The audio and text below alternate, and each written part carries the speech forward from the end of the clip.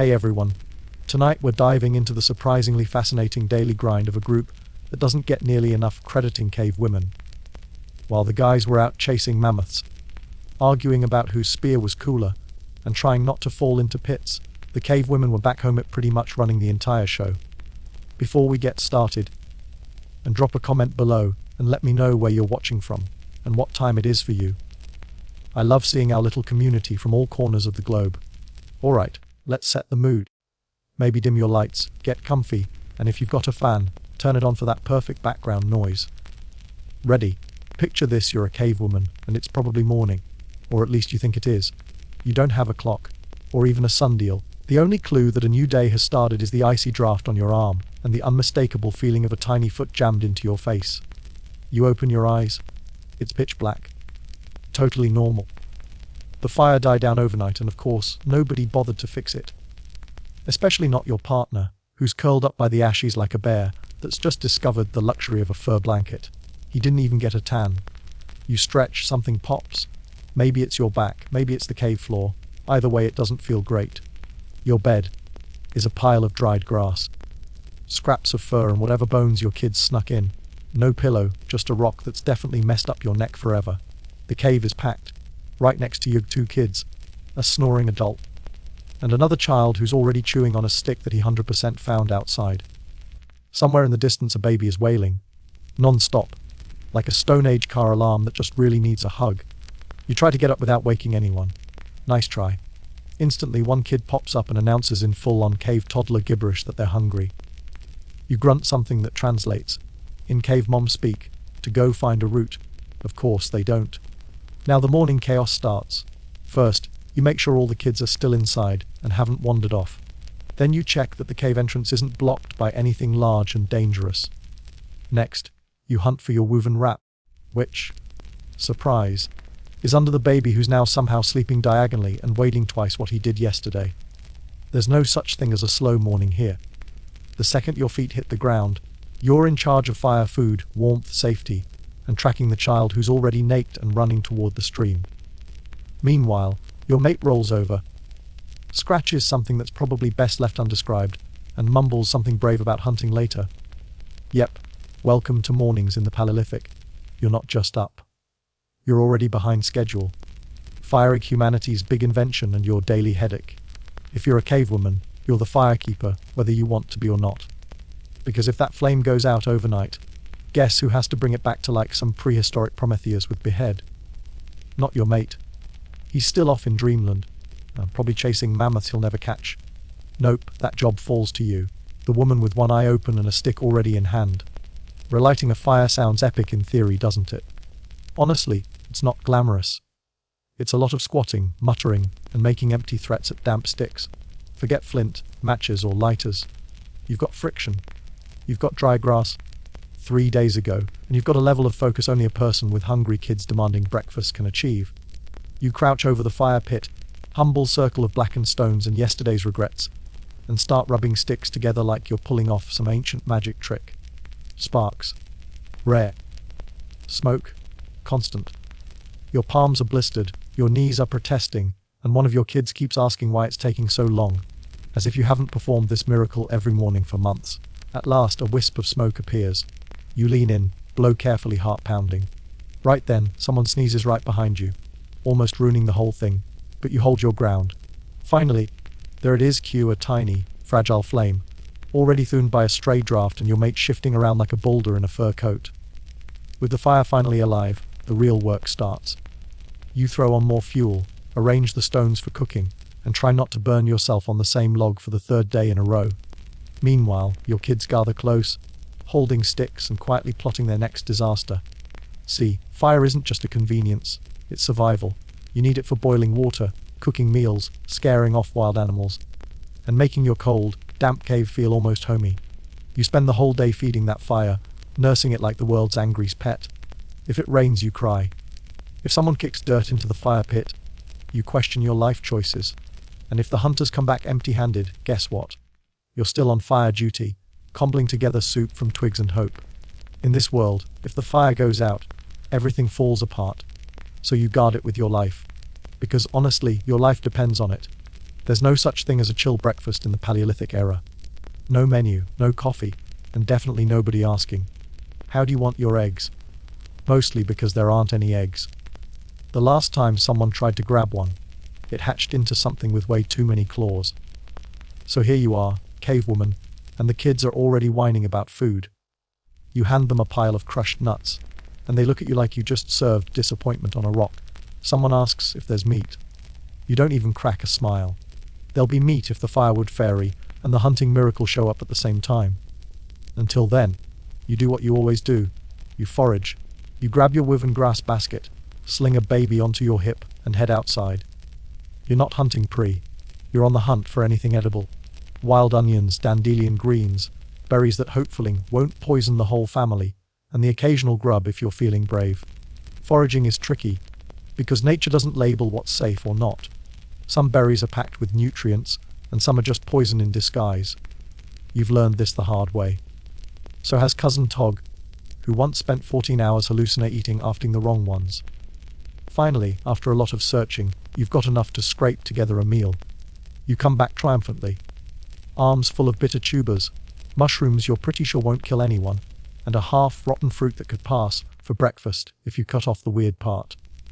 It's not exactly a feast, but hey, it's food. Back at the cave, you get to working smash the roots with a rock, toss everything into a bowl, steer it with a stick. That's meal prep, Paleolithic style. Your kitchen gear. The same rocks and sticks you use for everything else. And your pantry is just that shady spot behind the cave where the ants haven't claimed victory yet. You heat your finds over the fire, toss in some herbs, and hope it ends up smelling more appetizing than it looks. Everyone eats with their fingers, and if anyone finds a bug, you just shrug and call it extra protein. Just when you think you're done, someone drops the bark bowl in the dirt and asks for seconds. You sigh, because there are no leftovers. There's just more hunger and another foraging trip to the grocery store, otherwise known as that thorny patch down by the creek. Welcome to breakfast. Hope you like your meals with a side of grit. Let's get one thing clear: prehistoric kids were pure chaos on two legs. As a cavewoman, you're not just a mom. You're also a bodyguard, nurse, therapist, cleaning crew, and portable snack machine. No babysitters, no daycare, not even a chair to sit on. You've got dirt, a couple of furs, and the kind of silence that only means your child is definitely getting into trouble. And it's not just one or two kids. Birth control isn't a thing. Babies show up when they show up, and sadly, not all make it. The ones who do are either clinging to you for dear life, or sprinting toward the nearest cliff like they're allergic to safety. Your youngest is still breastfeeding, your middle child is trying to eat a lizard, and your oldest has disappeared, probably throwing rocks at bees again. You look around. No sign of him, just faint distant screaming. Typical. Meanwhile, you're trying to turn a root into something edible with a flat rock and your last shred of patience. One arm is wrapped around a squirming toddler, and your back is permanently hunched from years of multitasking in a crouch. Toys. Here's a stick. Entertainment. That's you. Every face you make, every silly sound, instantly copied and amplified by the kids. Sometimes to adorable effect, sometimes to the brink of madness. And just when you need to concentrate, like not burning dinner, a child will either walk straight into the fire, poop right where you're prepping food, or start yelling questions about death at top volume. Discipline. You've got two weapons, your voice and your eyebrow. If those don't work, you bust out the ultimate ancient mom line. Put that down or I swear I'll feed you to the wolves. But you love them, sticky hands and all. They're loud, wild, and completely yours. And even in the middle of all the prehistoric pandemonium, you know they're watching you, learning how to make it in a world that's basically out to get them. That's your real reward, little humans who live to mess up breakfast another day. Let's bust a myth right now. Caves were not peaceful, tidy havens of domestic bliss. Caves were muddy, smoky, and always just a little damp, full of fur, children, and smells you couldn't quite identify. And as a cavewoman, it was somehow your job to make that chaos feel like home. No broom in sight. If you wanted a clean floor, you bundled a bunch of twigs together with animal sinew and sheer willpower, and swept as best you could. Did it work? Not really. The dirt just moved around and pretended to be new. Yesterday's ashes became tomorrow's dust, and anything that hit the floor was either lost forever or eaten by something you didn't exactly invite to dinner. Laundry. Oh, you did laundry. By laundry, I mean dragging blood's hides to an icy stream, smacking them against rocks, and hoping some angry wild animal didn't pop out mid-rinse. Soap, dry sand, elbow grease, and a healthy dose of quiet rage and waste. That's a fun one. Prehistoric plumbing was called. Find a bush far enough away. Just don't go so far that the toddlers have time to get eaten by something on the walk. If someone forgot the system, there'd be a stern, mostly silent conversation, maybe with a threatening stick. Dishes. That was just licking the bark ball and handing it to the next person. Hygiene was a group project, and the gold standard was no visible bugs. Of course, all this cleaning wasn't about decor. It was about survival. You didn't know about germs, but you knew if a neighbor's cave started smelling weird and everyone inside got sick, it was time to move your bedding and burn some herbs, just in case. The worst part, no one noticed your work unless you didn't do it. Then suddenly it was, why does it smell like animal droppings in here? Or why does the water taste like squirrel again? No thanks. You'd almost rather build a fire. Still, you kept scrubbing, sweeping, and swatting flies because you knew cleanliness wasn't about being holy. It was about not dying from parasites. Now, dinner in the Stone Age wasn't a relaxing debate between pasta or stew. It was more like a racing, what can I cook before it spoils, escapes, or kills someone? And when you're a cave woman, the answer is usually, whatever is least likely to poison us if I hit hard enough. No pots, no pans. Just fire, a flat rock, and the desperate hope your food doesn't tumble into the coals again. Most meals meant roasting, charring, or holding something dangerously close to the flames until it stopped moving. Cooking technique was simply put meat on a stick, wave it near the fire, and pray it doesn't taste like last week's disaster. First, you sort through whatever you've managed to collect. Maybe a scrap of meat from a recent hunt, assuming it hasn't been claimed by flies' cousins, or the pack of dogs that definitely aren't yours but never leave. If there's no meat, you pivot to foraged finds, tubers, roots. Mushrooms you're only 70% sure won't kill anyone. Spices are a fantasy, flavor is a bonus, and texture is always somewhere between crunchy and chewy, but never in the right way. While you try to cook, you're constantly interrupted. One kid wants to help by poking everything with a stick. Another is sobbing because a mushroom looks like a frog. Your mate sits by the fire, sharpening his spear and offering helpful advice like, don't burn it this time. You smash roots with a stone, scrape bark for flavor, days ago, and stuff leaves in places you're pretty sure they don't belong, wrapping meat in big green leaves so it cooks evenly. That's a hack you invented after too many meals turned into charcoal. Sometimes you get ambitious and try boiling food in an animal's stomach pouch, which only makes the whole cave smell like soggy hope and regret. Presentation? Absolutely none. You serve meals on bark slabs, hand out chunks, or just drop food into waiting hands. Everyone crowds around the fire like they haven't eaten in a week. If they eat in silence, you count it as a win. If anyone gags, you pretend not to notice. If someone asks for seconds, you just laugh and say, Joe, catch something. Because here, cooking isn't about impressing anyone. If it's warm and cheerable, you're basically a celebrity chef. After a long day of foraging, wrangling wild children, and narrowly avoiding third-degree burns, you'd think a cave woman would finally get a break. Nope. That's when the real survival skill kicks in: tribal socializing. It's this ongoing dance of cooperation, conversation, and silent, but very real. Judge, you gather with the other women, not for relaxation, but for mutual sanity. You all form a loose circle, grinding seeds, sorting edible plants, detangling furs, half watching as someone's child tries to eat mud. These moments are part group therapy, part strategy session. No one writes anything down, but somehow everyone remembers everything. Socializing isn't optional. These are the women who will help you deliver a baby, bury a relative, or drag you away from wolves if you trip over a log. But let's be honesting. There's a healthy dose of competition too. Someone always claims to have a better fire-starting hack. Someone's mate supposedly dragged home a whole boar single-handedly. And someone else's toddler already knows not to lick beetles, which makes you wonder if your own child is part goat. You trade eggshells for berries, herbs for scraps of hide, all while subtly judging each other's handiwork. That grass basket. Too tight. That hide cloak. Definitely patchy. You say nothing, but you remember. Next time, you'll bring your best basket, just to show them. The conversation drifts from weather to childbirth to food shortages to whose mate snores loudest. You nod, smile, grunt in agreement. Occasionally, Someone shares a story about a man getting bitten on the backside by a goat, and everyone laughs, because no matter how tough they act, men are never immune to goat-related karma. There's a hierarchy here, even if no one says it out loud. The elder women get quiet respect. The newest moms get help and a little bit of side eye. And you float somewhere in the middle, competent, observant, and always tired. You might not lead the tribe, but you definitely remember who let their fire burn out last week. And trust me, in this world, that's social capital. Now, let's talk medicine. In the Stone Age, healing wasn't about science. It was about creativity, a lot of hope, and an impressive collection of tree bark. If you were a cave woman, congrats. You were the unofficial medic, pharmacist, and grief counselor, all rolled into one. Your only paycheck, berries. There was no training, no textbooks. Your entire medical education comes from watching what happened when someone tried a random plant on a wound. Either they got better, or they got really quiet forever.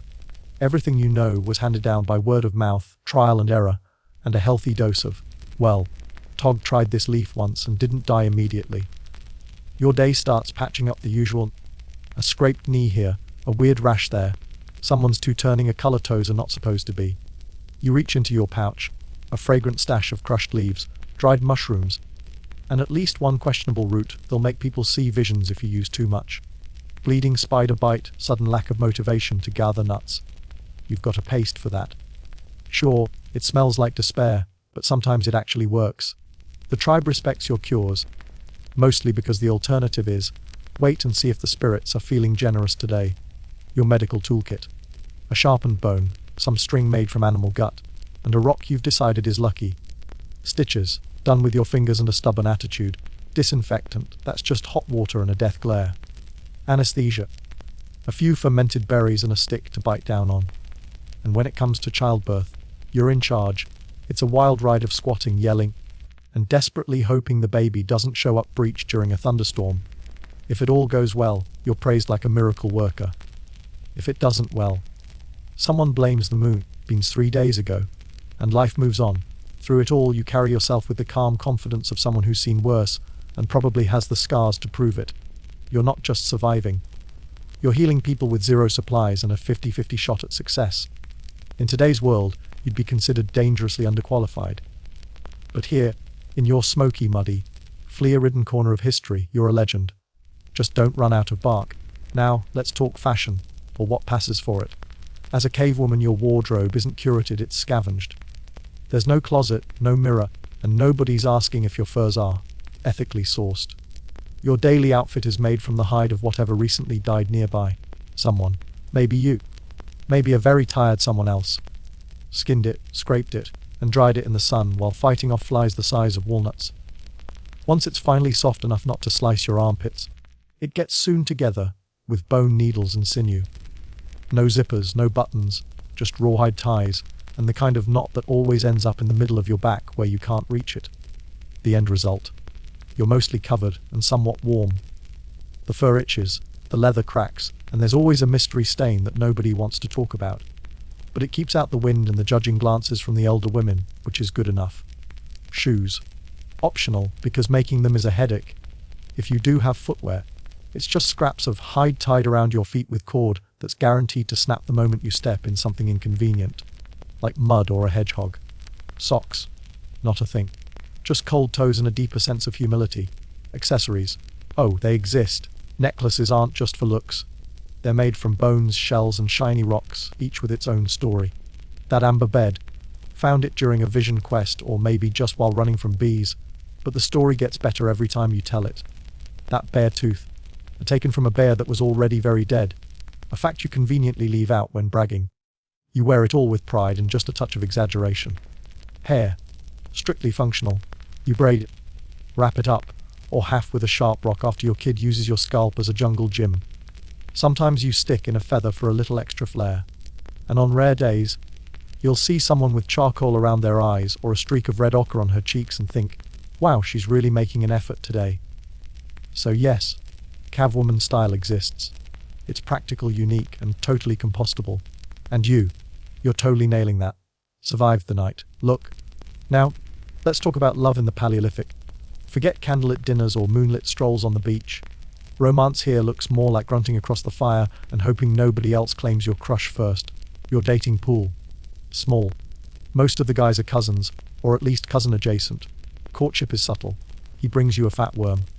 You act impressed. Maybe he tosses pebbles near your feet during a group chat. You don't react, but you don't get up and leave either. Message received. I see you. I have stones. Let's mingle. Eventually, he approaches. Not with words. Nobody wastes words on flirting. But with a gift, maybe a piece of meat.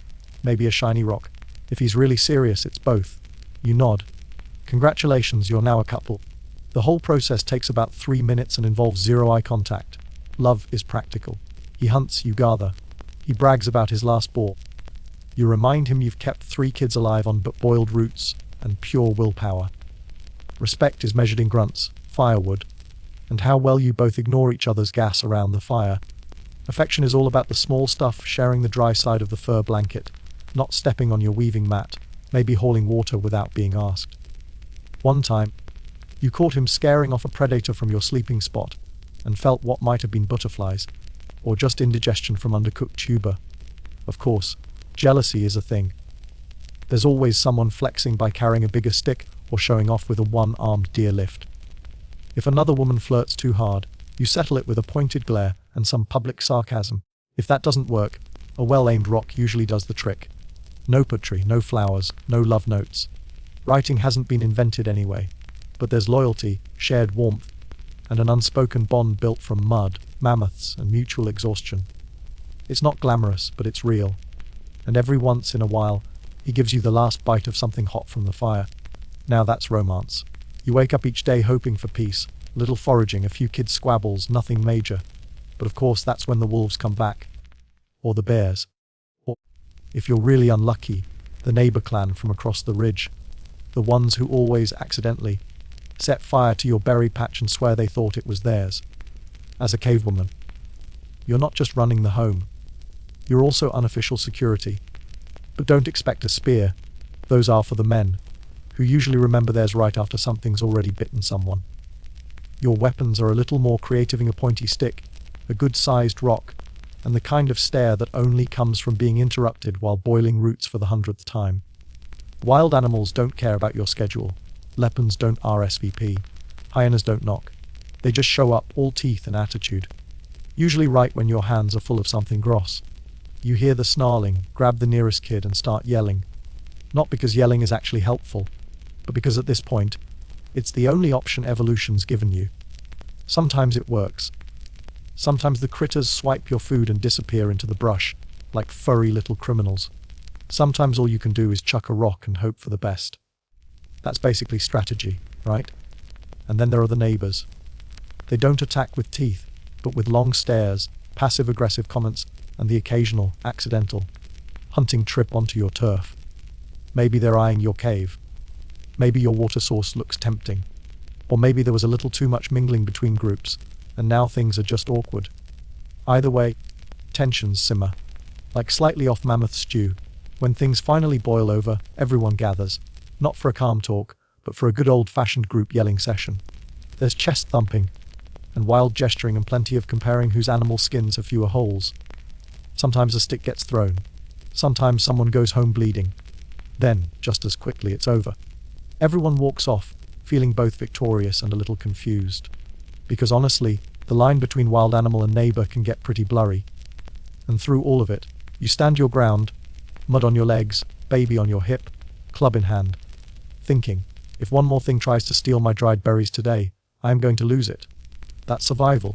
That's vigilance. That's just another Tuesday. In a world where everything is out to get you, the weather, the wildlife, even that suspicious mushroom you were sure was safe. It's only natural to start looking for help from the unseen. Welcome to Paleolithic religioning, a belief system built out of hope, fear, and some seriously interpretive mud art. Being spiritual isn't a choice, it's survival. When you don't know why your cousin suddenly dropped dead, or why the sun disappears every night, you need answers. Without telescopes or germ theory, the only logical explanation is that someone, or something, is in charge behind the scenes. So you and the other women gather around the fire, burning herbs that smell like moss and old socks. You chant, hum, maybe just grunt, depending on the mood. No one really knows if the spirits are listening, but the smoke stings your eyes, and that's close enough to a mystical experience. And then come the rituals. Someone's giving birthday time to smear some red ochre on the cave floor and whisper a quick word to the deer skull in the corner. If there's a big hunt coming up, you'd better dance around the fire. Yes, naked, while pretending you didn't just step on something hot. If one of the kids spikes a fever, you rub crushed leaves on their forehead and pray to the nearest rock that looks vaguely like a bird. These rituals aren't for show. They're survival tools. Because when there's no medicine, no weather app, and no expert to call, superstition is the closest thing you have to a user manual. And then there are the rock paintings, the original social media, just with more buffalo and a lot fewer likes. You crush up some minerals, spit in your palm, and use your fingers to make your mark. A handprint here, a mammoth there, maybe a bunch of stick figures running away from a bear. It's abstract art, Stone Age style. Sometimes you wonder who these paintings are even for. The spirits, future generations, bored kids with extra mud. Doesn't matter. You paint because you have to. Every mark says I was here, I fought, I fed my family, I believed in something. It might not be formal theology, but in a world of shadows and firelight, it's sacred enough. You never really get used to loss, but you do become practiced. In the Paleolithic world, death isn't rare. It's part of the landscape. Sometimes it's a fever, a fang, or just not waking up. It never asks for permission, and it never comes at a good time. It shows up in the middle of a cold night, during a foraging trip, or while someone's trying to start a fire with damp moss and too much confidence. As a cave woman, you notice it first in your chesting, that tightening when a shout or a laugh turns suddenly quiet. The tribe gathers around, not with wild grief, but with the heavy silence of people who know this road by heart. There's no priest, no funeral home, no slideshow of memories, just hands, stone tools, and old wisdom. You clean the body, wrap it, and sometimes decorate it. A shell necklace, a smear of red ochre, a wildflower if you're lucky. Not because it changes the ending, but because it matters. It marks the difference between a cold body and a life that was loved. The burial depends on the land. If you're lucky, you find soft soil. If not, it's a rock cairn. In winter, there's a small fire, just big enough to crackle and hiss while the tribe gathers. The children fidget, the elders stare into the flames, searching for the shape of the departed's laugh. Grief follows no schedule. It lingers, echoing in quiet moments, stealing your appetite and replacing it with memories. Like the time they brought you a weird fruit, or tripped and blamed the wind. But life carries on. You gather roots. You mend cloaks. You scold children. Because the mammoths don't care if you're grieving, and neither does the rain.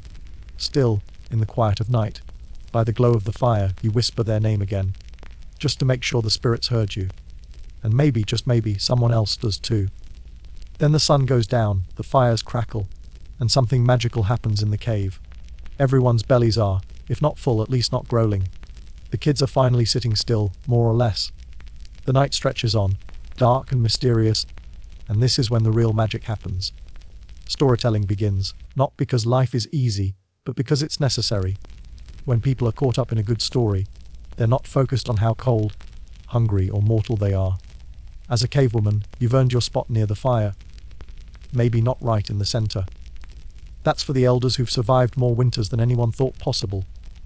But close enough to chime in when someone forgets the part with the snake and the thunderstorm. Your voice joins the chorus of generations, weaving together half-remembered facts, a few outright lies, and enough drama to keep the little ones wide awake.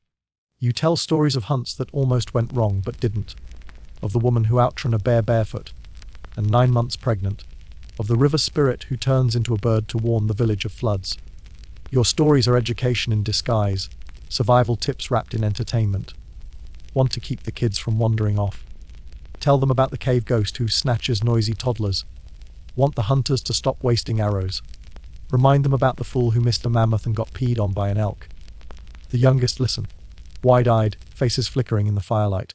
This is school, history class, and bedtime routine all rolled into one. No books, no paper, just memory, rhythm, and your ability to act out a charging boar with only one good knee. Some stories become myths. A roaring fire, a weird dream, a shadow on the wall, and suddenly someone's a hero, or maybe even a god. Before you know it, those tales are passed down as truth, carved into bone, painted in ochre, whispered from mother to child. Because survival isn't just about getting through the day. It's about remembering. It's about turning hardship into legend, names into echoes, stories into a kind of immortality that outlasts teeth time and the cold stone walls of home. Legacy, in the end, isn't made of tools or furs. It's made of stories told in the dark.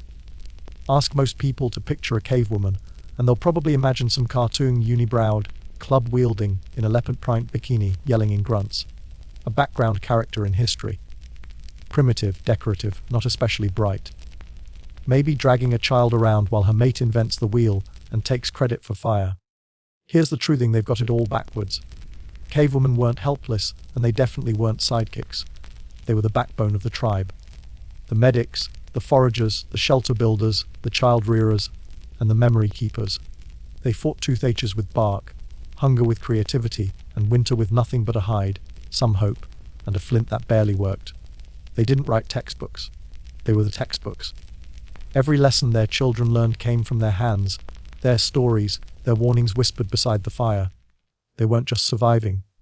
They were quietly organizing chaos, every single day. While some guy spent hours missing a rabbit, cavewomen were making dinner out of roots, mushrooms, and maybe even that bird he stepped over 3 times. And beauty. Don't even get me started. Forget airbrushing. These were women who wore the sun on their skin, braided their hair with bones and shells, and tattooed themselves with soot, berries, and meaning. Their jewelry wasn't bought from a store. It came from the reverb they crossed every day, barefoot, usually with a child on one hip and firewood on the other. They've been misunderstood because they didn't leave behind towering monuments or armies. But they left everything else. Tools worn smooth from constant use, fingerprints pressed into ancient cave paint, burial sites where loved ones were laid to rest with care and ceremony. Their legacy isn't flashy, it's foundational. And here's the real kicker. They did all this while bleeding once a month, dodging predators, avoiding spoiled meat, and sometimes giving birth next to a smoldering pile of mammoth dung. There was no applause, no reward. Just another fire, another rock to scrub. So the next time someone walks about, primitive, people remember who tanned the hides, carried the fire, and told the first bedtime story while sharpening a stick. It wasn't some bearded hero, it was her. Now, let's fast forward to a different kind of human-animal partnership, a world where the hunt was both survival and spectacle. Falconry, the art of training birds of prey to hunt wild game. In the Middle Ages, falconry was so much more than a sport. It was a ritual of patience, a symbol of status, and a living link to the raw power of nature. Falconry traces its origins back thousands of years, possibly as early as 200 BCE in places like Mesopotamia or Mongolia. But by medieval times, it had become firmly rooted in European aristocracy. The practice arrived in Europe through contact with the Islamic world, especially during the Crusades, bringing with it an exotic sense of refinement and mystery. For European nobles, falconry wasn't just about hunting. It was a mark of distinction. If you had a hawk perched on your wrist, you weren't just rich. You were cultured. This wasn't a pastime for the average peasant. Birds were expensive. Training them took endless patience. And even the privilege of owning a falcon was a sign you had enough leisure time to dedicate to their care. In fact, the law enforced this dividing in some kingdoms. A serf caught with a falcon could face brutal punishment. Even the birds had their own social hierarchy. Emperors flew eagles and gerfalcons. Knights might manage a saker falcon. Priests were limited to sparrowhawks. Yes, even your choice of bird said something about your rank. But falconry was more than power or status. There was a unique intimacy in the partnership. Training a falcon meant daily interaction, building trust, and learning to communicate in subtle ways. These were not pets. They were apex predators, fully capable of flying off forever at any moment. The falconer lived in constant negotiation, balancing dominance with respect. By the 12th century, falconry manuals were being written in Latin, French, and Arabic. They covered everything from diet and temperament to the philosophy of the hunt. Because falconry wasn't just about catching a rabbit. It was about precision, artistry, and the thrill of watching nature's most elegant killer working in tandem with you. Falconry was, quite honestly, the ultimate medieval flex. It wasn't enough to command people. You had to show you could command the skies too. But not all birds of prey were created equal, and every medieval falconer knew it. Each species came with its own personality, skill set, and social baggage. Picking your bird wasn't just about what you liked. It was a public statement about your rank, your wealth, and even your attitude. At the very top of the avian aristocracy, was the gerfalcon. Massive, regal, and famously hard to get, these birds were native to the Arctic and rare even there. Gerfalcons were so valuable that, in the 12th century, the King of Norway sent them as diplomatic gifts to the Holy Roman Emperor.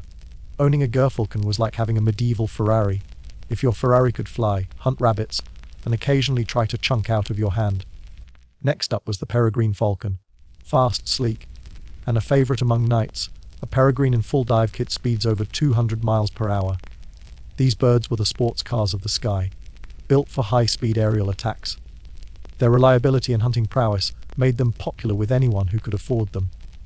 Saker falcons were especially prized in Eastern Europe and among crusaders, who picked up the tradition from the Islamic world. Sakers were bigger than peregrines and required more finesse to train, but they rewarded skilled falconers with breathtaking aerial hunts. 3 days ago. And then you had the hawks, mainly the goshawk and the sparrowhawk. Goshawks were the choice of landowners and barons. They flew through forests like guided missiles, snatching hares and pheasants with terrifying accuracy. Sparrowhawks were smaller and more temperamental, often assigned to clerics or women. Not because they were less noble, but because medieval folks had lots of opinions about which birds suited which gender. As you might guess, this was based more on vibes than on any real science. Training any of these birds was not for the impatient. Falcons weren't born obedient. They had to be mewed, which was the slow, careful process of getting a wild bird used to humans. You'd start by keeping the bird in darkness, feeding and handling it gently until it got used to you. Then came the jesses, those little leather leg straps, the hood, the perch, and endless repetition. But when that bond finally formed, when the bird launched from your glove, snatched a rabbit mid-leap, and returned with blood on its beak, it wasn't just an animal anymore. It was a living weapon that answered to you. Behind every successful falcon was a sleep-deprived, often scratched-up human the falconer. These men, and yes, sometimes women, lived lives of intense discipline, patience, and more than a little blood loss. Training a bird wasn't just a skill, it was a lifestyle. Falconry meant early mornings, constant attention, and almost monastic devotion. You couldn't just dabble in falconry between sword practice and a trip to the tavern. Once a falcon was in your care, it demanded your time, your focus, and honestly, a bit of your heart. These birds needed to be fed, weighed, cleaned, and sometimes even sung to. If that all sounds a little too warm and fuzzy, remember, a falcon that didn't trust you could vanish the second you took off its hood. That's a year of your life, gone in one powerful wing beat. Medieval falconers often lived on noble estates or directly within royal households. If you were good at falconry, could earn you land, a permanent place at court, and more respect than most knights. Kings kept master falconers in their inner circle, professionals in charge of not just the birds, but also the hunts, the assistants, and the entire prestige of the royal falconry team. Because let's be honest, falconry was about showing off just as much as it was about hunting. The falconer's toolkit was a collection of medieval oddities. Leather gloves were a must, unless you wanted your wrist shredded by talons. Each bird needed a custom-made hoe to keep it calm when not flying. Jesses, thin leather straps, were tied to the bird's legs for control during handling. Then there was the lure, a chunk of meat or a feathery decoy, swung through the air to mimic prey and call your bird back mid-flight. These tools had to be maintained with the kind of obsessive care you'd give a royal sword. And don't forget the weighing. Every day, falconers weighed their birds. Too heavy, and your falcon wouldn't bother to hunt. Too light, and it not even make it off the glove. The trick was to keep your bird hungry enough to hunt, but never desperate. It was a delicate dance, one that separated the amateurs from the true masters. In a world obsessed with status and hierarchy, falconry gave nobles a unique rush, commanding the wild, one razor-taloned missile at a time. In the Middle Ages, everything had a rank, even the birds. Falconry wasn't just about catching game, it was about announcing your place in the cosmic order. Who you were determined what bird you could fly, and heaven help you if you dared to punch above your station.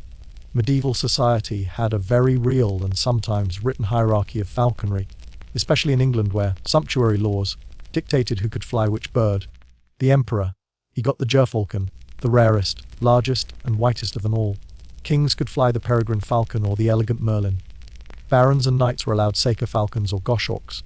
Ladies of noble birth were usually given merlins. Small, swift birds fit for catching larks. Even clerics and monks had their own assigned hawks, usually sparrowhawks, manageable, but still respectable, and peasants. Peasants weren't supposed to have falcons at all. If you were found with a noble bird, it wasn't just a social fax pass, it was considered theft or poaching, sometimes punishable by fines, prison, or even mutilation, depending on your local lord's mood. So the falcon wasn't just a hunting partner, it was a living status symbol, a medieval luxury watch that screamed, "I have time and money to burn." Walking the castle grounds with a hawk perched calmly on your glove was the ultimate flex. It told everyone you had the resources, the education, and the leisure to care for something as demands a bird of prey. It was literally aristocratic peacocking. No exaggeration. And you can see it everywhere in the culture of the time, even in the stories and poems. Knights would flirt with ladies using falcon metaphors. Falcon symbolized nobility, loyalty, and the idea of mastering your wilder instincts. The message was clear on, if you could tame a falcon, maybe you could tame your own wild side, or, even better, rule a kingdom. So, falconry wasn't just about birds.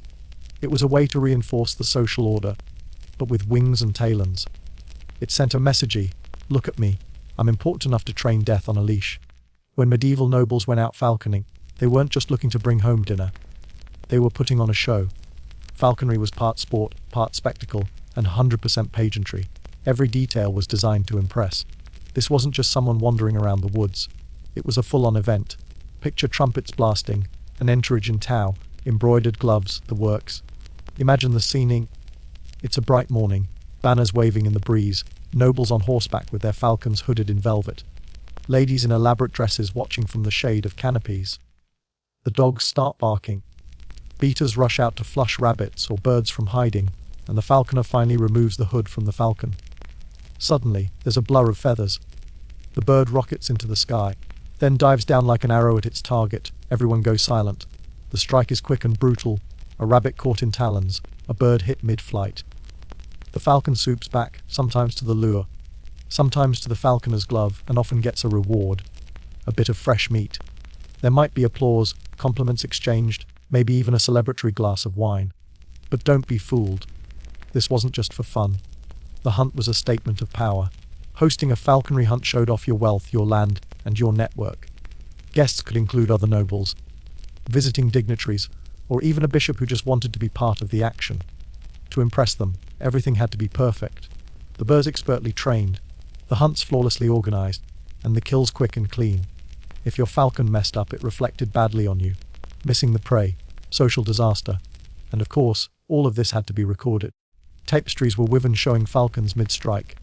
Poets wrote about the deadly dives and the noblemen who mastered them. Sometimes, falcons even got mythologized as symbols of divine justice. Striking from above, pure and unstoppable.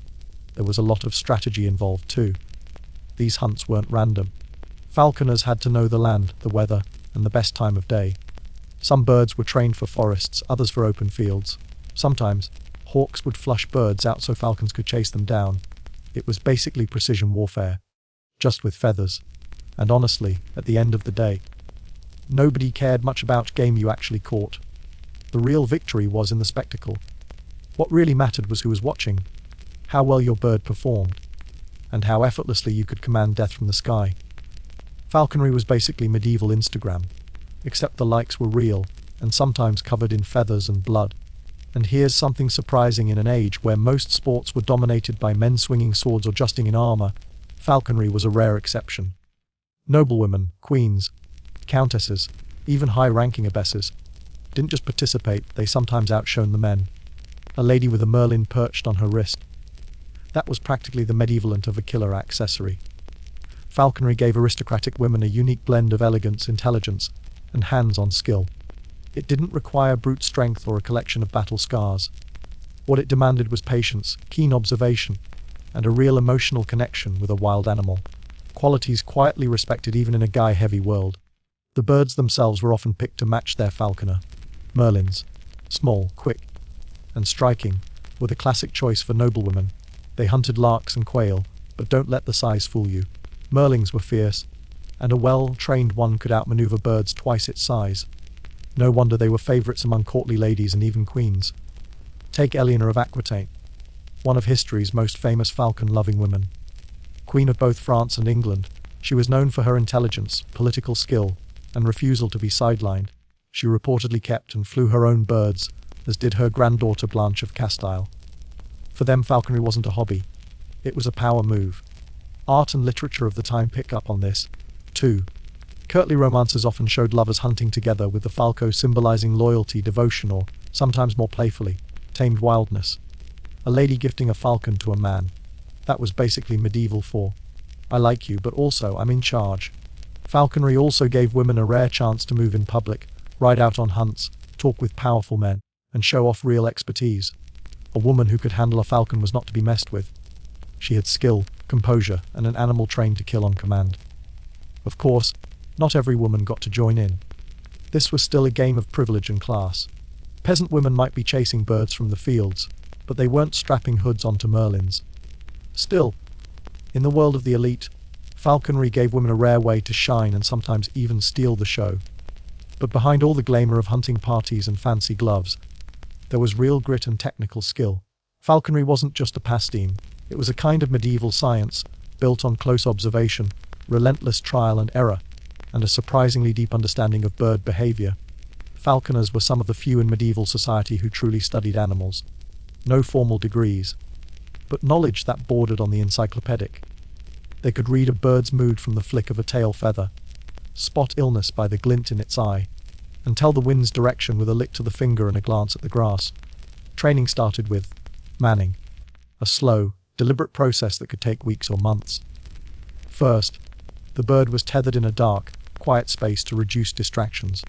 The falconer would sit nearby for hours, speaking softly, feeding the bird by hand, getting it used to human presence. This wasn't about dominance. It was about building trust. If you pushed a falcon too hard, it could end up skittish or aggressive. Go too easy, and the bird would never listen to you. It was all about balance. Once the bird started to trust the falconer, it was time to get it used to the gear. The hood to keep it calm, the jesses for control, and the perch to mimic a natural place to rest. Every day, the falconer would weigh the bird, because unlike your average medieval knight, a falcon actually worked best when it was a little bit hungry. Too full and it wouldn't chase anything. Too hungry and it might collapse mid-air. Next came flight training. The bird learned to leap short distances for food, gradually working up to longer flights. Eventually, it would be flown on a creance, a long, thin cord that let it soar while still tethered. The real test was free flight. The falconer would let the bird go and just hope it came back. Believe it or not, medieval falconers even understood the basics of dietary science. They knew which meats kept a falcon light but strong, usually fresh dove or rabbit, and they definitely knew that spoiled meat could kill a bird in no time. Some falconers even kept detailed logs of what their birds ate, scribbled onto parchment. In a world where most people struggled with the basics of hygiene, falconers were quietly running an early version of data-driven animal care. One heartbeat, one feather, one dramatic dive at a time. Spend just 5 minutes around a medieval falconer, and you'd swear you'd stumbled into a secret club of sky, worshipping codebreakers. Falconry didn't just have its own tools and techniques, it had its own language, and it was gloriously complex. This wasn't just casual slang. Falconry terms were as structured and precise as a monk's Latin. If you used the wrong word, you'd immediately out yourself as a clueless amateur, and maybe even embarrass your noble host in front of the whole court. In medieval society, that was just one step below treason. Let's break down a few basics. A young, untrained falcon was called an hyas. Once it was trained, it was mewed. If a bird was changing feathers, it was enseamed. When it went to the bathroom, which happened often and dramatically, that was called muting. If a falcon was hungry and ready to hunt, it was sharp set. And if it refused to return from flight, that was a yurak, bird gone at hack. In other words, you probably wouldn't see it again. The gear had its own vocabulary, too. The jess was the leather strap on the bird's legs. The bewit was what secured little bells to its ankles, so you could listen for it in the sky. The creance was that long training line. The lure was a piece of feathered or meaty bait, swung through the air to call the bird back. A well-crafted lure was practically a work of art, with feathers, leather, meat, and sometimes even ribbons, all stitched together into a deadly little puppet. And that's not even getting into the social side. There was an entire set of terms just for who could fly what kind of bird. If someone told you a CAVEWOMEN should fly a goshawk, that wasn't just a suggestion. It was a social boundary, dressed up as friendly advice. This dense vocabulary wasn't just about being precise. It was a flex.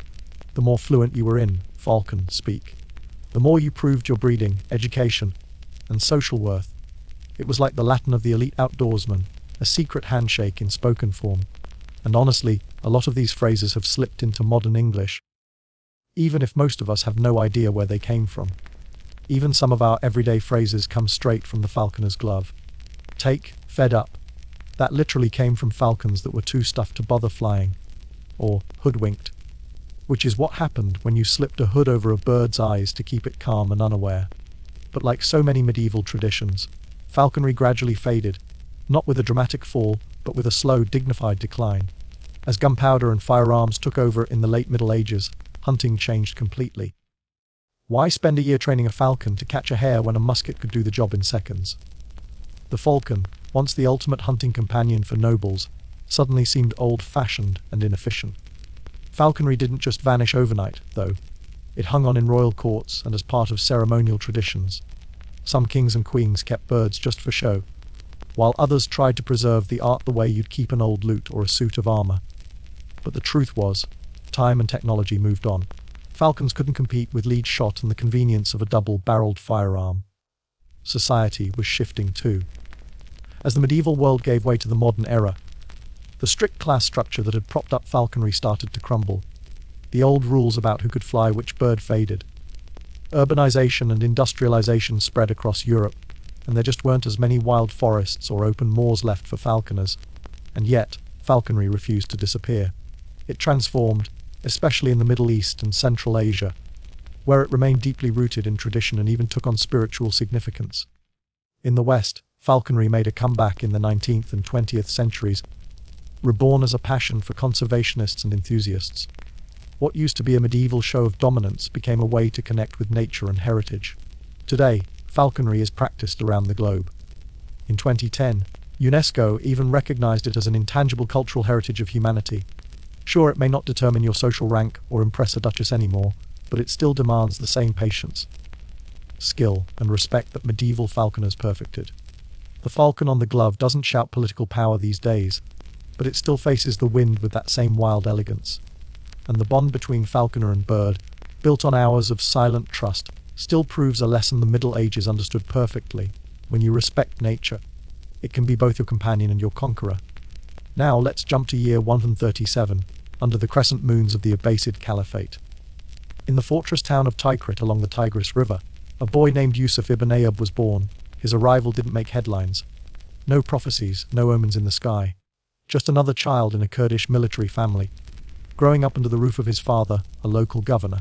And yet, this boy would become Saladin, one of the greatest generals of the Middle Ages. His name would inspire awe and respire not only throughout the Islamic world, but even in the courts of his Christian enemies. From the start, Saladin's world was all about instability and ambition. The Islamic world at this time was fractured. The Abbasid Caliphate in Baghdad had lost its real power. The Fatimids in Egypt were barely holding on to their Shia rule, and the Levant was a patchwork of small emirates and city-states, each struggling to survive. Meanwhile, Christian crusader kingdoms, backed by European knights and papal funding, were growing bolder, carving deeper into Muslim lands with every campaign. Saladin's early years weren't shaped by quiet scholarship or mystical visions. They were shaped by necessity and war. His uncle Shirkuh, a seasoned general under the powerful Zengid ruler ad-Din, took Saladin under his wing. This wasn't about family affection. It was survival. The region was in chaos, and every able sword was needed. So Yusuf, who would become Saladin, learned the arts of warfare, politics, and religion side by side. He was quiet, observant, even bookish. Hardly anyone would have looked at this reserved young man and thought, future conqueror. But Saladin's greatest strength wasn't flashy charisma or reckless bravery. It was strategic patience. He watched it. He absorbed everything around him. And when the moment was right, he acted with precision. This was an era that made giants. Saladin didn't have the title of Sultan yet, or even his own army. But the pieces were moving. His rise from a little-known noble's son to one of the most legendary commanders in history had already begun. Born in the shadows of crumbling empires, he would one day unite them under one crescent, one sword, and a legacy that would outlast kingdoms. By the mid-100s, Egypt was a broken land ruled by the fading Fatimid Caliphate, a Shia dynasty barely staving off disaster. Where there's a power vacuum, invaders follow. Both Christian crusaders and Muslim warlords were eyeing Cairo. Into this chaos rode Shirkuh, Saladin's uncle, sent by Nur ad-Din, the Sunni leader of Aleppo and Damascus. Saladin arrived as his uncle's assistant, a dutiful, not a leader. At least not yet. But Egypt would become his proving ground. The Fatimid court was a nest of vipers, full of intrigue, bribery, and constant betrayal. Viziers plotted, crusader envoys lurked in the shadows, and the caliph himself was just a puppet. Shirkuh played the game ruthlessly, fighting off armies and outmaneuvering political rivals. Saladin, always watchful, saw his uncle carve through Caira's chaos with equal parts sword and gold. Then in 1969, Shirkuh died suddenly. Some blamed overindulgence, others whispered poison. Overnight, Egypt's most powerful army had lost its leader. Out of desperation or political calculation, the Fatimid Caliph named Saladin as the new vizier. For most, this would have been a death sentence. Saladin was young, a foreigner, and a Sunni in a Shia court where enemies outnumbered friends. This is where the world first saw Saladin the statesman. Instead of purging rivals or ruling by fear, he moved carefully. He kept the Fatimid Caliph as a figurehead, retained popular officials, and quietly built loyalty among Egypt's fractured elite. At the same time, he began transforming Egypt from the inside out. He began funding Sunni madrasas, replaced key military officers with trusted allies, and realigned Egypt's policies to support Nur ad-Din's Sunni vision. Then, when the Fatimid Caliph al-Aid died in 1171, Saladin didn't rush to declare himself sultan. Instead, he simply had Friday prayers recited in the name of the Abbasid Caliph. Sending a clear signal to the entire Islamic world, Egypt was back under Sunni orthodoxy. No bludge drama, just pure political genius. By the time Nur ad-Din died in 1174, Saladin was no longer just vizier. He was the real ruler of Egypt, controlling its wealth, its armies, and its crucial place in the Muslim world. The general had found his battlefield, the diplomat had found his throne. With Egypt secure, Saladin turned his gaze east, towards Syria, Damascus, and the legacy of his old mentor, Nur ad-Din. When Nur ad-Din died, his territory splintered. His heir was just a child, and ambitious emir started circling, ready to carve up Syria. The region where Saladin had started his career was suddenly up for grabs. But Saladin wasn't a sultan yet. He had Egypt, but he couldn't just claim Syria by default. There were rivals, holdouts, and even old allies who now saw him as a threat. He had to move carefully, diplomatic enough to avoid looking power-hungry, but bold enough to act when the moment came. In true Saladin style, he did both. He marched into Damascus, not as a conqueror, but as a protector of Nur ad-Din's son. The people welcomed him. He paid off debts, lowered taxes, and focused on continuity rather than conquest. His arrival felt more like a return than an invasion. Other cities weren't as easy. Aleppo resisted, as did various warlords and rulers loyal to a divided Syria. Saladin fought battles, brokered truces, and offered mercy where others would have chosen revenge. For him, it wasn't just about winning wars, it was about legitimacy. He needed people to want him as their ruler. From 174 to 183, Saladin played a masterful game of military and political chess. He secured Homs and Hama, confronted the infamous assassins, the Hashashin, who tried to kill him twice. He survived both attempts and even negotiated peace with their mysterious leader at Alamut. Even his enemies started to realize that Saladin was too strong to destroy and too just to ignore. By the time Aleppo surrendered in 183, Saladin wasn't just a warlord. He was the unifier of Muslim lands from the Nile to the Euphrates. His power wasn't inherited. It was earned through diplomacy, endurance, and a relentless drive to reunite the Islamic world against the growing threat of the Crusaders. Now, with the land, the armies, and the religious mandate, the long-promised jihad against the Latin Kingdom of Jerusalem was no longer just talk. It was a real plan. And while Saladin still didn't wear a crown, everyone knew who was in charge. By the early 180s, Saladin had become more than just a regional leader. For Muslims across the fractured Middle East, he was a symbol of unity. To the Crusader states, he was no longer just a military threat. He was a strategist with a mission. His reach now spanned Egypt, Syria, and northern Mesopotamia. Saladin had everything he needed: political power, religious legitimacy, and enough military strength to launch a Cain people had been expecting since Jerusalem fell back in 199. But here's the thing, he didn't just rush in. Saladin wasn't reckless. He took his time, carefully building alliances, securing his supply lines, and making sure that when he finally moved, It wouldn't just be random raids. This was going to be a real campaign, a holy war with clear goals, not just chaos under the banner of jihad. But not everyone shared Saladin's patience. The Latin kingdom of Jerusalem, especially with Reinald of Chettilan at the helm, kept provoking him. Reinald attacked Muslim caravans, broke truces, and even threatened to march on Mecca itself. That was a red line for any Muslim leader. Still, Saladin didn't just react out of anger, he responded with purpose. In 187, he gathered the biggest army he'd ever led, pulling together troops from all over the Islamic world, Turks, Kurds, Arabs, and even volunteers from as far as Persia. This wasn't just another war. It was a religious cause, and Saladin made sure everyone fighting for him knew it. He was smart about how he framed the conflict too. Saladin made it clear this wasn't a war against all Christians. It was against those who broke agreements, violated treaties, and disrespected Islam's holiest sites. Even when he called for jihad, he kept things dignified. This wasn't about revenge, it was about justice. By this point, everyone knew what was coming. Skirmishes ramped up, Crusader outposts started to fall, and everyone's eyes turned toward Jerusalem, the heart of Christian power in the region. But before Saladin could take the city, he knew he had to face his enemies on the battlefield. Saladin wasn't some reckless warlord. He was more like a lion, patient, calculating, and with a long memory. When the time was right and all the pieces were in place, he finally made his move. Summer 1187. The Crusader kingdom of Jerusalem was cock-divided and badly led. Their king, Guy of Lusignan, couldn't make a firm decision to save his life. And Reinald of Chettilan, the guy who'd been stirring up trouble and breaking truces, was still out there attacking Muslim caravans. When Reinald raided a wealthy trading convoy headed for Damascus, shattering what little peace there was, Saladin snapped. He sent a clear messaging. "I swear by the name of God, I will kill you with my own hands." And he wasn't bluffing. What came next wasn't just another raid. It was a full-scale campaign. Saladin assembled an army of over 30,000 men.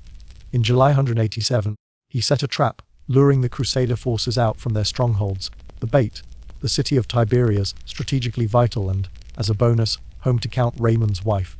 Despite the blistering Levantine heat and a desperate lack of water, the Crusaders marched to relieve the city. Exactly as Saladin planned. He picked his battlefield perfectly. The Horns of Hattin. 2 rocky hills surrounded by dry grasslands, with no fresh water for miles. Saladin's troops cut off the Crusaders from their supplies, and set the fields on fire. Surrounded, dehydrated, and choking on smoke, the Crusader army started to collapse. Saladin's forces pressed the advantage. Archers poured down arrows. Cavalry smashed through the weakened lines. By the end of the day, the Crusader army was destroyed. Thousands were captured, including King Guy himself. As for Reinald, Saladin kept his promise and executed him personally, but spared King Guy out of courtesy, not weakness. He even treated many captured knights with respect, freeing some for ransom. It was classic Saladin, ruthless when needed, but always balanced by statesmanship. The true cross, the Crusaders' holiest relic, was captured and paraded through Damascus like a sign from above. The Muslim world celebrated, while Christian Europe was left in shock. The Battle of Hattin didn't just crush an army, it shattered the myth of Crusader invincibility and opened the road to Jerusalem. After Hattin, Saladin wasted no time. Fortress after fortress fell. Acre, Nablus, Jaffa, Beirut, Ascalon, all surrendered or were stormed by his forces. The once mighty Crusader kingdom was falling apart. Only one city remained, Jerusalem. But for Saladin, the Muslim world, Jerusalem was no ordinary prize. It was Islam's third holiest city, lost nearly a century before during the First Crusade, in a massacre so brutal that blood supposedly reached the knees. Saladin's goal was clear: retake the city, but avoid repeating the horrors of the past. In September 187, Saladin's army surrounded Jerusalem. Inside, the defense was led by Balian of Ibelin, one of the last capable Crusader lords. Realizing resistance was hopeless, Balian negotiated. He pleaded with Saladin to spare the people of Jerusalem. Saladin agreed, but set terms: safe passage in exchange for ransom. Christians could pay to leave. Those who couldn't would be freed through donations from Saladin and his commanders. Many were ransomed, and others were released outright. There was no massacre, no pillaging, no destruction of churches. Even the Church of the Holy Sepulchre was respected and protected. On October 7, 1187, exactly 8 years after the Crusaders first took it, Jerusalem was back under Muslim rule. Saladin didn't enter as a conqueror out for blood. He entered as a liberator. His first stop was the Al-Aqsa Mosque, where he oversaw its purification, and ordered the restoration of Islam's holy sites. The Dome of the Rock gleamed once more, not just as a political trophy, but as a spiritual symbol for the Muslim world. News of Jerusalem's fall hit Europe like a shockwave. It said the Pope died of a heart attack when he heard what happened. The Crusader kingdoms were in panic mode. But even in defeat, many Christian chroniclers wrote about Saladin's mercy, often comparing it favorably to the brutal sack of Jerusalem by their own ancestors nearly a century earlier. In just one campaign, Saladin did what no Muslim leader had managed since the Crusades began. He recaptured Jerusalem with both brilliance and restraint, earning a place not just in Islamic history, but in the stories and even the respect of his enemies. The fall of Jerusalem in 187 wasn't just a military loss for the West. It was a spiritual earthquake. This wasn't some faraway fortress. This was the heart of Christian pilgrimage, now in the hands of an Islamic ruler. The response in Europe was immediate and furious. Pope Gregory VII didn't waste any time. He issued a call for a new crusade, the papal bull Audita Tremendi. And this time, it wasn't just local lords or hopeful volunteers answering. Kings were coming. Richard the Leonhard of England, Philip II of France, and Frederick Barbarossa of the Holy Roman Empire all took up the cross. The Third Crusade was on, a campaign driven by vengeance, prestige, and the need for redemption. At the center of it all stood Saladin, now facing the full might of Christian Europe. Saladin got ready. He reinforced his coastal forts, secured vital trade routes, and stocked his armies with fresh supplies. He knew the caliber of the men he was about to face. These weren't just knights, but rulers with massive treasuries and battle-hardened armies. In 1190, Barbarossa drowned crossing a river in Anatolia, and his army fell apart without him.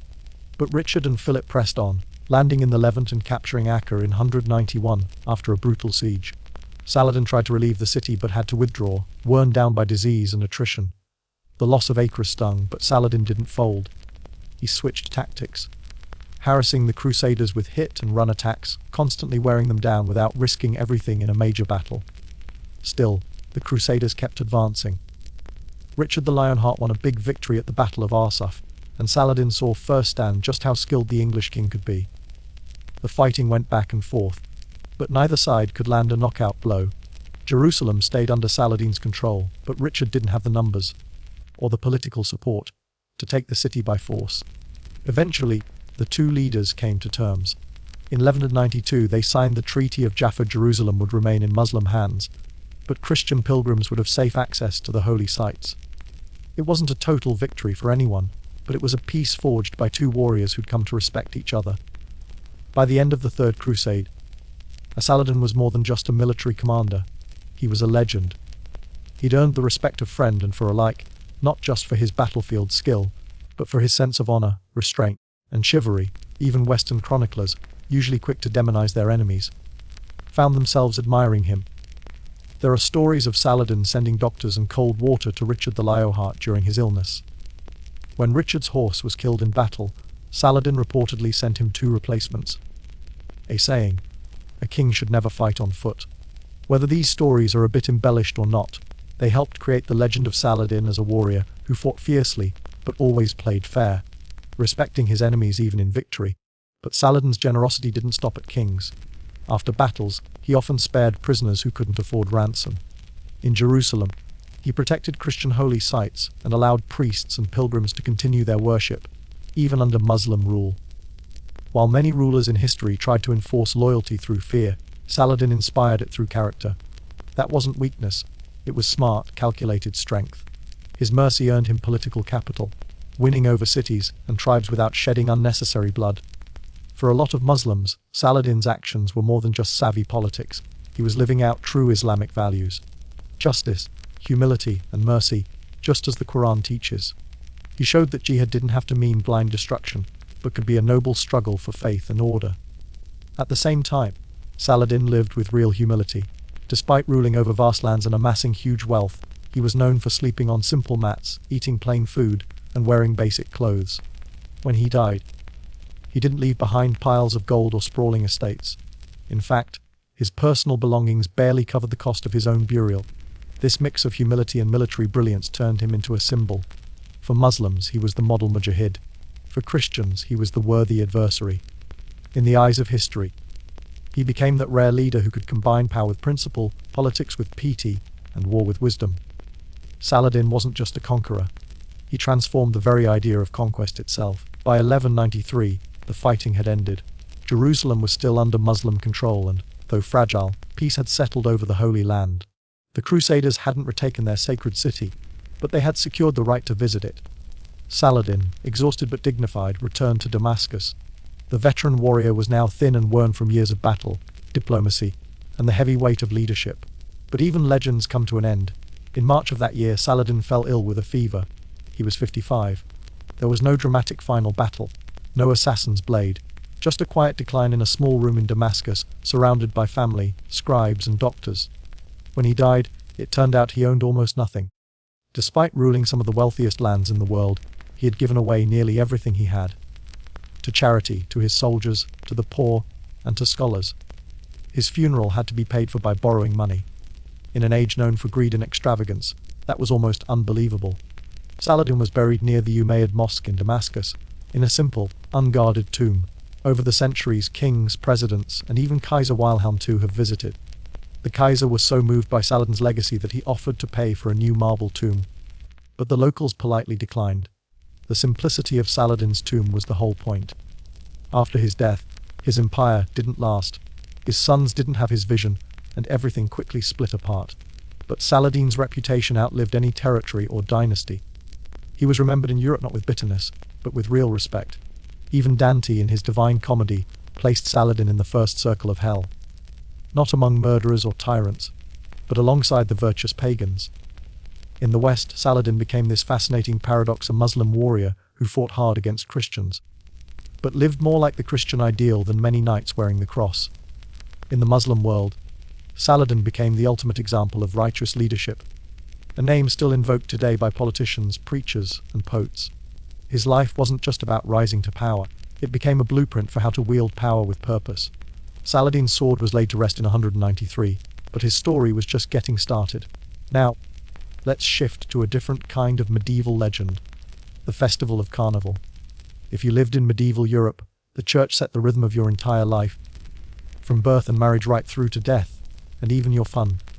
Lent was one of the strictest times in that cycle, a 40-day stretch of fasting and penance leading up to Easter. For most medieval Christians, that meant cutting out all the good stuff: no meat, no dairy, no eggs. It was a season of prayer, self-denial, and simple living. But right before Lent began, something wild happened: Carnival. This was the ultimate blowout. A last rowdy party for weeks of self-control.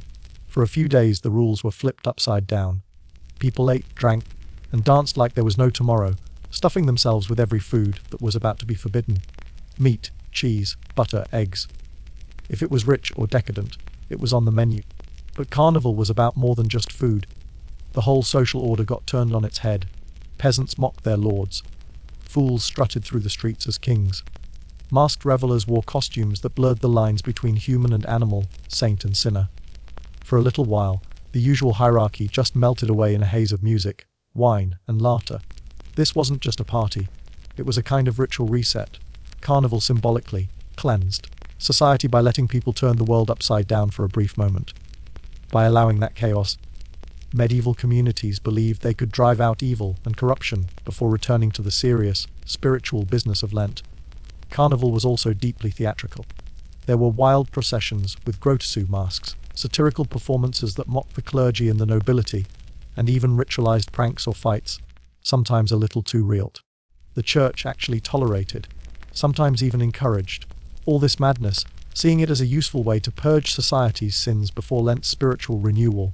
So, before the fasting and seriousness of Lent, medieval towns erupted in color, noise, and joyful chaos.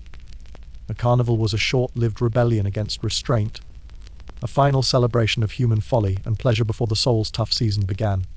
And here's something cool. Carnival's roots go way deeper than the medieval church. Its origins are tangled in ancient traditions, pagan festivals, and humanity's age-old urge to celebrate as winter finally starts to fade. Long before Christianity took hold in Europe, ancient people already had their own wild celebrations to mark the changing of the seasons. They held rowdy festivals to honor fertility, and chase away evil spirits and welcome the return of the sun after a long winter. When Christianity spread, it didn't wipe out these old traditions. Instead, the church absorbed them and gave them a new twist.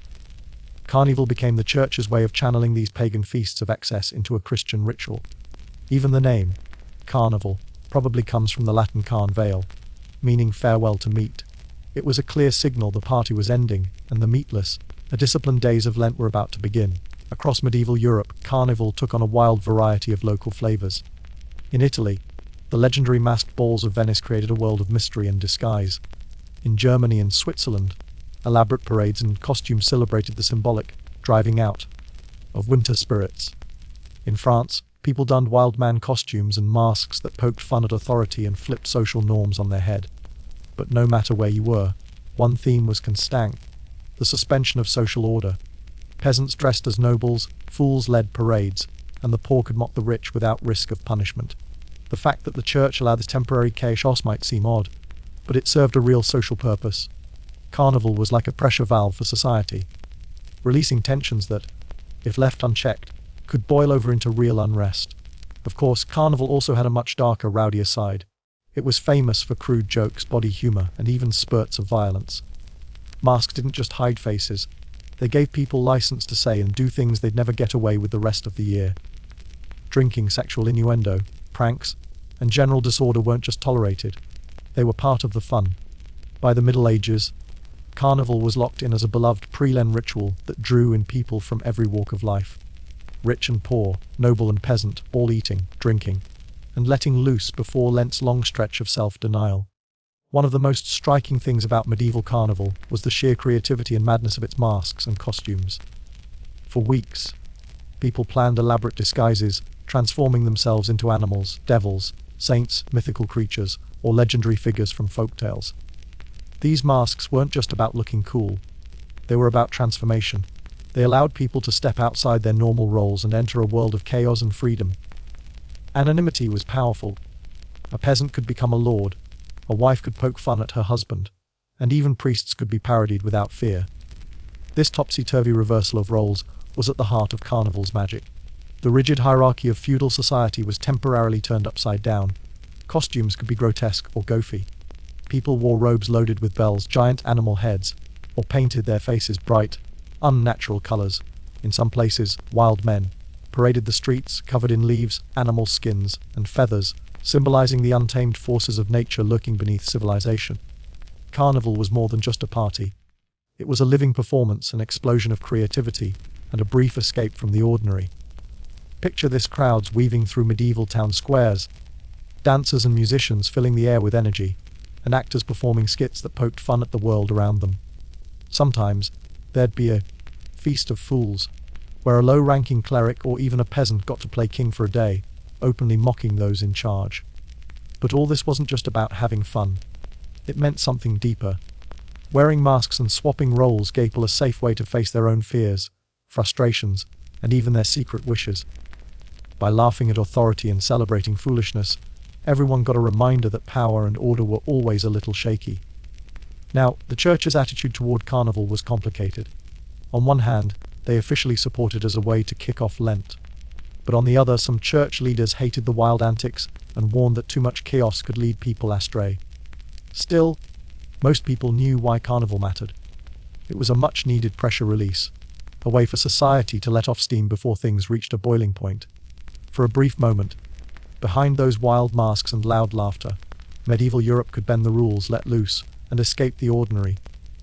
At least until Ash Wednesday rolled around and the world snapped back to normal. Carnival was the ultimate excuse to eat and drink like there was no tomorrow. A final blowout before Lent's 40 days of strict discipline. During Lent, Christians had to give up all the good stuffing: meat, dairy, eggs, even butter. But for Carnival, all those forbidden foods made a comeback. Tables were loaded with rich dishes, and people ate until they couldn't take another bite. But here's the thing, it wasn't just about stuffing yourself. This was a ritual. Medieval cooks and bakers made special treats just for the occasion: meat and egg pies, decadent cakes, and wine spiced to perfection. In some places, towns would throw giant feasts in the main square, where everyone, rich and poor, came together to share the bounty. One of the most iconic treats was the king cake, a sweet pastry with a hidden figurine or bean inside. Whoever found it got to be king, or queen, of Carnival, a fun nod to the whole idea of flipping roles. That tradition is still alive today, from New Orleans to parts of Europe. And let's not forget the drinks. Medieval folks loved their wine, ale, and mead, often spiked with herbs and spices for extra kick. People drank deep, sang loud, and danced through the night. Taverns overflowed, and sometimes the party got so wild that authorities couldn't keep up. All this eating and drinking wasn't just for fun. It was a way to prepare for Lent, to get all the temptation out of your system before weeks of fasting. Over-the-top feasting symbolized letting go of earthly worries to focus on spiritual renewal. Of course, things didn't always stay under control. Chroniclers from the time talk about drunken brawls, public indecency, and even riots breaking out in the streets. Even nobles would join in, disguising themselves to mingle with commoners, erasing social lines for a day. Despite the chaos, carnival's feasting brought communities together. It was a reminder that, even in a world ruled by faith and self-control, the human need for joy and connection was too powerful to deny. As the last plates were cleared and the mugs emptied, everyone knew the party would end soon, and Lent's seriousness would take over. It might sound weird, but the medieval church both loved and hated carnival. On one hand, it was a wild, sometimes scandalous affair, drinking, crude jokes, and even mockery of the clergy. On the other hand, carnival was a key part of the Christian calendar, the final chance to indulge before Lent. The church's attitude was complicated and pretty practical. They knew carnival let people blow off steam, a safety valve that might actually prevent bigger problems or rebellion later. Sometimes clergy even took part, with minor officials being crowned king of fools and allowed to act ridiculous for a day. These role reversals were more than just jokes. They were a reminder that everyone, including church leaders, was human and flawed. Still, there were limits. Church authorities tried to keep things from getting out of hand, banning excessive violence or blasphemy, and condemning anything they thought might lead people astray. They warned against mances and raunchy plays, but the festival's spirit was tough to control. Most of the time, the church was stuck balancing between letting people have fun and keeping order. From a religious point of view, 3 days ago, carnival was almost like a penance by proxy. The idea was that any sins committed during the festival would be wiped away by the fasting and repentance of Lent. It was an honest recognition that people aren't perfect, but forgiveness and renewal are always possible. Carnival, at its core, was the perfect example of the paradox at the heart: medieval Christianity, strict discipline, but also forgiveness and understanding of human weakness. The church's uneasy embrace of carnival showed that sometimes a little chaos is what you need before you can truly start fresh. And if you want a taste of just how wild things got, look no further than the infamous Feast of Fools. On this day, the world flipped completely upside down. It wasn't just about food and drink. It was a festival of mockery, satire, and swapping roles. The lowest members of the church, choir boys, junior clerics, minor officials, were crowned as mock bishops or even popes for the day, running hilarious parodies of church ceremonies and turning the established order inside out. During the Feast of Fools, these fools would take over the church to deliver outrageous sermons, belt out bawdy songs, and act in ridiculous plays that poked fun at the very institutions they were supposed to respect. The message: no one was above being mocked, and even the powerful needed a dose of humility now and then. But this wasn't just some inside joke among the clergy. The Feast of Fools was a whole community event, a chance for everyone to take part in social satire.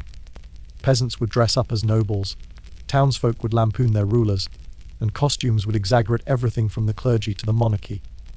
In an age when speaking truth to power could get you in serious trouble, carnival gave people a rare window when criticism wasn't just allowed. It was expected. This celebration of role reversal and satire had a real purpose. It let people vent their frustrations about daily hardship and strict social hierarchies. For one day, those without power could laugh at those who had it, and the mighty got to see themselves through the lens of humor and exaggeration. It was a social release valve, helping everyone blow off steam and keeping society from boiling over into outright rebellion.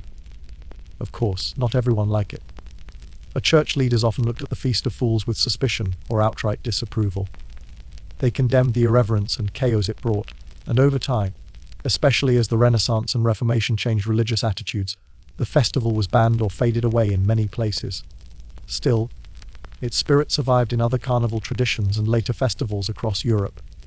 The Feast of Fools reminds us that medieval society wasn't as humorless or rigid as we might think. Even in tough times, people found space to laugh at themselves and their rulers. A tradition that still lives on in today's satire and political comedy.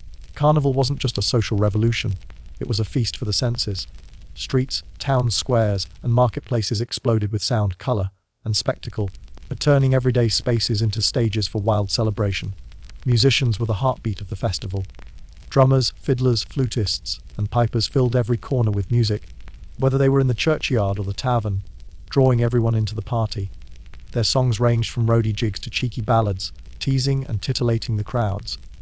The music was contagious, making people dance in big circles or spontaneous pairs. Dance itself was a kind of communal freedom and rebellion. Some carnival dances were carefully choreographed, and with participants in elaborate costumes moving in patterns that echoed the turning of the seasons or the topsy-turvy spirit of the festival. Others were pure chaos. People stomping, spinning, and laughing in a joyful frenzy. Parades were another highlight. Floats decked out with wild figures, mythical creatures, and over-the-top caricatures of local leaders rolled through the streets. Oxen or horses pulled these floats, with jesters and acrobats performing tricks and cracking jokes all the way. The parade was as much about poking fun at those in power as it was about entertaining the crowd, and it was a huge celebration of community spirit. In places like Venice, carnival's music, dance, and spectacle reached legendary status, creating scenes that people still talk about today. Masked balls and public performances during carnival completely blurred the lines between social classes, gender, and even reality itself. For a few days, anyone could reinvent who they were. Nobles danced with servants, men disguised as women flirted with strangers, and the city's canals echoed with laughter and music late into the night. In these moments, the world felt turned upside down. But carnival's music and dance weren't just about wild fun. They carried a deeper, almost spiritual meaning. They stood for renewal and transformation, a chance to let go of old grudges and welcome new beginnings, just as winter gave way to spring and Lent to Easter. Sure, moralists grumbled about the lasciviousness of it all, but music and dance were the heartbeat of carnival, capturing its spirit of contradiction, order and chaos, pity and pleasure, restraint and release. Yet for all the laughter and celebration, a carnival could also turn dangerous. The anonymity of masks and costumes gave people the freedom to act out impulses they'd normally never dare. What started as harmless pranks sometimes spiraled into real violence. Medieval writers described drunken brawls, riots and public mayhem. Crowds squeezed into tight streets, fueled by wine and the thrill of not being recognized, could quickly turn on each other or pick fights with outsiders. Street fights over stolen food, insults, or ripped costumes were pretty common. Sometimes, these clashes escalated into bigger showdowns between rival neighborhoods or even competing guilds. The spirit of role reversal could push people to question and even challenge authority. Mock kings might order rebellious acts against nobles or priests, and peasants dressed as lords reveled in power they rarely got to taste. While a lot of this was tolerated as part of the fun, it sometimes left behind real resentment, and once the masks came off, payback could follow. Authorities always struggled to keep carnival under control. Town guards and watchmen were easily outnumbered by the crowds. Some cities tried to set strict rules, limiting festival hours or banning certain weapons and costumes, but enforcing these laws was hit or miss, and many officials just looked the other way, knowing that cracking down too hard could trigger even worse unrest. That's really what made carnival so unique. It was a mix of joy and chaos, a controlled release of tension that kept society from exploding. But the line between playful disorder and real danger was razor thin. Those same masks and disguises that gave carnival its magic also made it impossible to hold anyone accountable. Anonymity didn't just protect people, it emboldened them, letting everyone slip into a world where, for a short time, the usual rules simply didn't apply. Carnival really was a mirror of medieval society, a world obsessed with order and hierarchy, but also one that secretly knew it needed to let loose every now and then. The chaos behind the masks wasn't just about partying, it was a way for communities to survive and reset, year after year. As the Middle Ages faded into the Renaissance and the modern era, carnival's wild spirit started to change. The Reformation and Counter-Reformation brought stricter religious controls, and both church and state began cracking down on the excess. What used to be a wild, chaotic release before Lent became more controlled, polished, and sometimes even banned. But carnival refused to go away. It simply adapted, finding new ways to fit into changing times. In places like Venice, Masked balls and elaborate parades kept going, though they shifted from being acts of rebellion to displays of aristocratic glamour. In rural villages, old folk customs held on, keeping alive the feasts, role reversals, and pranks, just in a more local, homespun way. And even today you can still see the echoes of medieval carnival all over the world. Think about the bright parades of Mardi Gras in New Orleans, the famous masked festivals in Venice, or the wild street parties of Brazil's carnival. They all have roots in this tradition. The idea of a pre-Lenten blowout, a burst of color and freedom before a season of restraint, is as strong as ever. Carnival's legacy is everywhere. It shows up in art, theatre, and even in political satire. The same spirit of poking fun at authority and celebrating folly that you find in Renaissance plays or modern-day cartoons. The masks, the music, and the sense that rules can be bent, if only for a moment, remind us of our shared humanity and our need for release. At its heart, Carnival is about balance, order and chaos, restraint and indulgence. It's how societies let off steam, express their frustration, and renew themselves through a little ritualized rebellion. In medieval times, Carnival was way more than just a party. It was a social safety valve, a celebration of life's contradictions, and a chance to experience a world turned upside down, even if just for a day. So the next time you see a masked ball, a rowdy parade, or hear someone say, "Let the good times roll," remember, you're seeing the legacy of centuries of people needing both discipline and freedom. It all goes back to those masked revelers who dared to mock kings, dance with fools, and live it up before the fasting began.